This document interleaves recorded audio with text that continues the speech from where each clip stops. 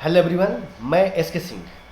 आज जैसा कि स्क्रीन पे आपको दिख रहा होगा, आज मैं बात करने वाला हूँ टोटल एमएसएमडी के सीट कितने हैं और साथ में डीएनबी के सीट कितने हैं, टोटल इंडिया में कितने सीट बढ़ने की चांसेस हैं, और साथ में नीट पीजी 2021 के लिए काउंसलिंग कब से स्टार्ट हो सकती है, रिजल्ट कब आएंगे।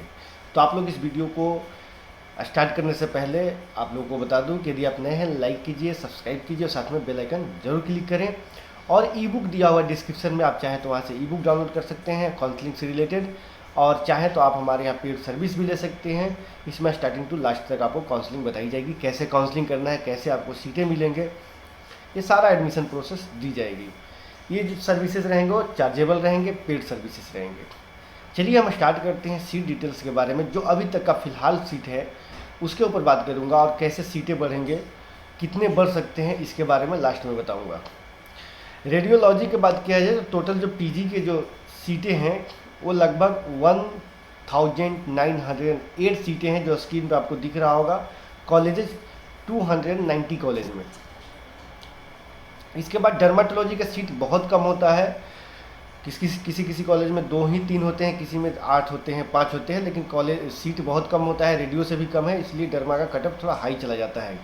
डर्माटोलॉजी के जो कॉलेज हैं वो 271 कॉलेज में 1013 सीटें हैं। वहीं जनरल मेडिसिन का 336 कॉलेजेस में 4108 सीटें अवेलेबल हैं। पीडियाट्रिक्स का बात किया जाए तो 328 मेडिकल कॉलेजेस में 2661 पीडिया का सीट है। वहीं टीबी एंड चेस्ट की बात किया जाए तो 199 कॉलेजेस में लगभग जो सीट है वो 718 है। ऑप्स गाइनी जो है वो 320 मेडिकल कॉलेजेस में 2189 सीटें हैं। सॉरी, ऑर्थो का ये सीट है। ऑप्स गाइनी का 330 सीट कॉलेजेस में 3038 पीजी के सीटें अवेलेबल है। जनरल सर्जरी का 335 प्राइवेट गवर्नमेंट या डीम्ड कॉलेजेस में मिला के जो सीटें हैं वो 3696 सीटें अवेलेबल हैं। इसके बाद न्यूक्लियर मेडिसिन की बात किया जाए तो ये लगभग 12 मेडिकल कॉलेजेस में 63 सीटें ओनली। और इसके बाद जो है साइकेट्रिक, इसका 243 कॉलेजेस में 990 सीटें अवेलेबल हैं। अगला जो है एनेस्थीसियोलॉजी, ये लगभग आपको 339 कॉलेजेस में 3694 सीटें हैं। ऑप्थल की बात किया जाए तो ऑप्थल जो है अवेलेबल वो 313 मेडिकल कॉलेजेस में 1679 सीटें हैं। ईएनटी 303 मेडिकल कॉलेजेस में 1196 सीटें अवेलेबल हैं। रेडियोथेरेपी का 87 कॉलेजेस में 594 सीटें हैं। वहीं पर ट्रांसफ्यूजन मेडिसिन की बात किया जाए 11 कॉलेज में 28 सीटें अवेलेबल हैं। अगला जो है वो है स्पोर्ट मेडिसिन, ये 6 कॉलेजेस में 14 सीटें हैं, जो कि सबसे कम है। पैथोलॉजी 338 मेडिकल कॉलेजेस में 79 सीटें अवेलेबल है। ये जो है अभी तक का सीट मैट्रिक। अब बात करते हैं सीट बढ़ेंगे, कैसे बढ़ेंगे, कब बढ़ेंगे। तो ये मैं बताऊं कि कब बढ़ेंगे। देखिए, सीट जो बढ़ते हैं वो मॉप अप राउंड तक सीटें बढ़ते हैं, यहाँ तक कि स्पोर्ट राउंड तक भी सीटें बढ़ते हैं, या फिर किसी कॉलेज की अप्रूवल आती है। ठीक है, इसका मतलब ये नहीं कि सीट जो आपको रिजल्ट का पहले या काउंसलिंग के पहले जो आपको सीट बढ़ेंगे वही सीट होते हैं। सीट कभी भी बढ़ सकते हैं। अभी आप सबको पता है कि पिछले साल EWS कोटा आया था। इसमें 10% to 25% सीटें पार्टिकुलर स्टेट के पार्टिकुलर कॉलेजेस में बढ़ाए गए थे, लेकिन कुछ अभी भी कॉलेज थे जहां पे अप्रूव नहीं हुआ है, सीटें अप्रूव नहीं हुई थी EWS का।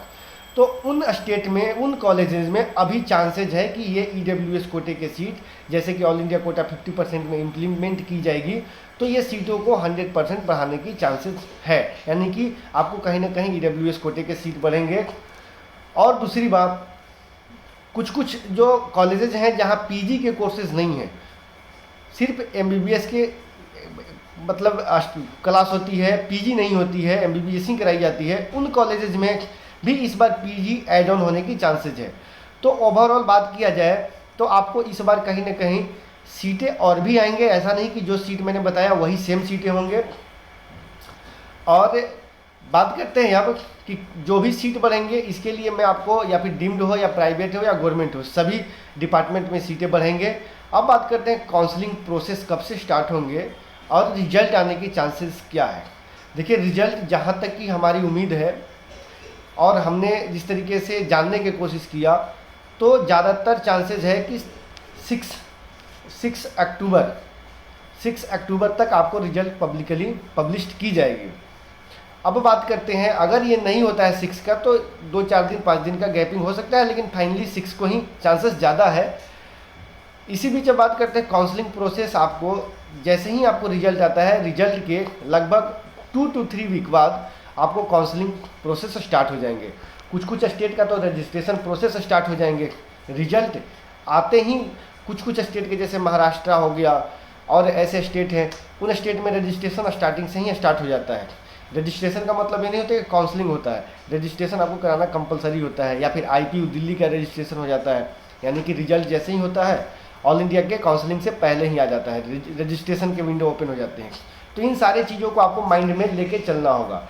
इसी बीच बात करें कि काउंसलिंग प्रोसेस किस तरीके से आपको काउंसलिंग प्रोसेस में अप्रोच करना है।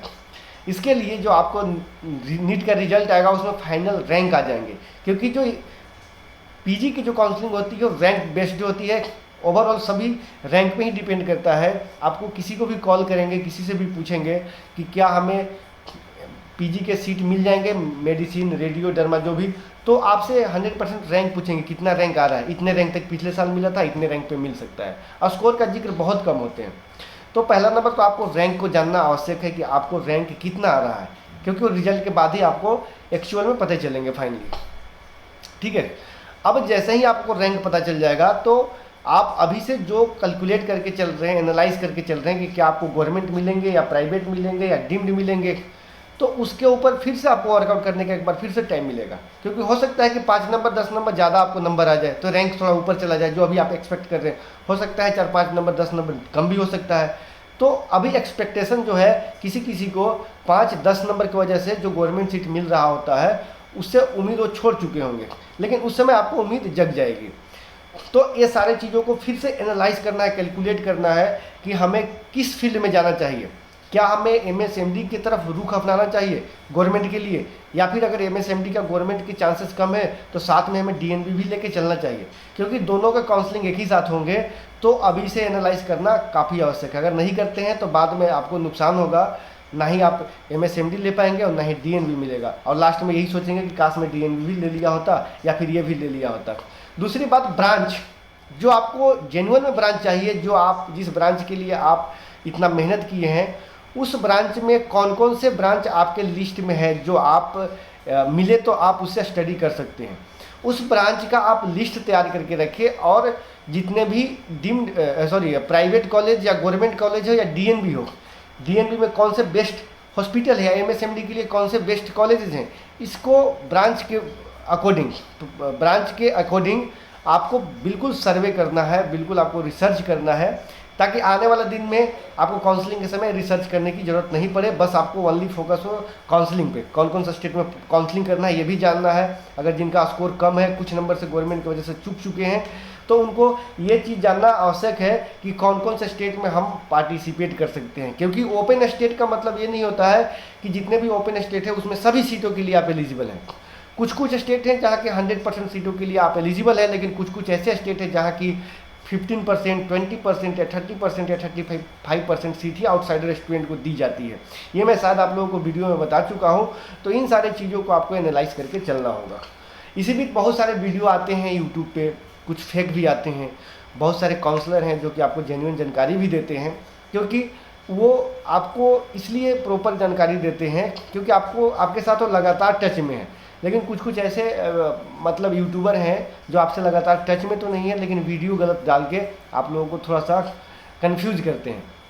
तो आपको सही और सटीक जानकारी के लिए आप जितने भी वीडियो है ऑथेंटिक वो देखिए, और साथ में चैनल को सब्सक्राइब करके रखिए SM एजुकेशन सर्विसेज को, ताकि हम लास्ट तक आपको सपोर्ट करने वाले हैं इस चैनल के माध्यम से।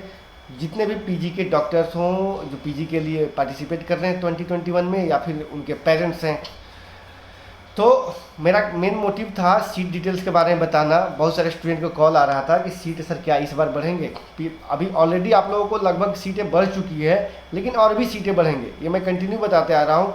ये स्पोर्ट राउंड तक बढ़ती है, स्टे वैकेंसी राउंड तक बढ़ती है, ठीक है। सीटें जिसका अप्रूवल जब मिलेगा तभी सीट बढ़ेंगे। ऐसा नहीं कि अप्रूवल किसी को मतलब काउंसलिंग के दौरान ही मिलता है या काउंसलिंग के राउंड 1 के पहले मिलता है, ऐसा नहीं है, कभी भी मिल सकता है। कितना केस लड़ते रहते हैं, कोर्ट में केस रहता है प्राइवेट वाले के लिए कि हमें इतना सीट चाहिए। जैसे पिछले साल का बताता हूँ, आपका PMCH कॉलेज जो है आपको उदयपुर में, इसमें स्टे वैकेंसी राउंड में लगभग 51 सीटें इंक्रीज हुए थे, 51 सीटें बढ़े थे, जिसमें हर एक ब्रांच का सीट ऐड था। वहाँ पे बहुत सारे स्टूडेंट को मौका मिल गया जिसे सीट मिलने की उम्मीद नहीं थी। पूरे काउंसलिंग प्रोसेस समाप्त हो चुका था लगभग, लेकिन फिर भी उम्मीद आया था कि 51 सीटें मिल चुके थे स्टूडेंट को। उसी तरीके से हर जगह पे ऐसा सीटें बढ़ने की चांसेस होती है। जी हाँ दोस्तों, आज के लाइव सेशन में इतना ही। Thanks for watching.